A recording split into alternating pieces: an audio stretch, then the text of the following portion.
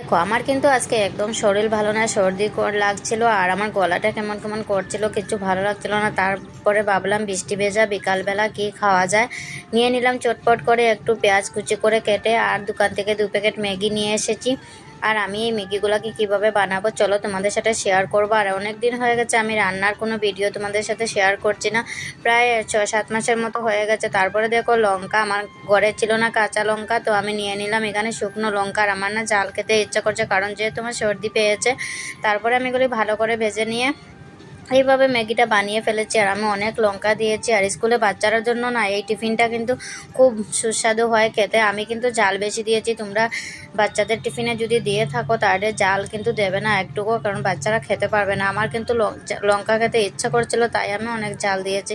আর এখানে দেখো আমি পেঁয়াজের পকোড়িগুলো ফাইনালি রেডি করে নিয়েছি, হয়েই যাচ্ছে। আর কিছুক্ষণ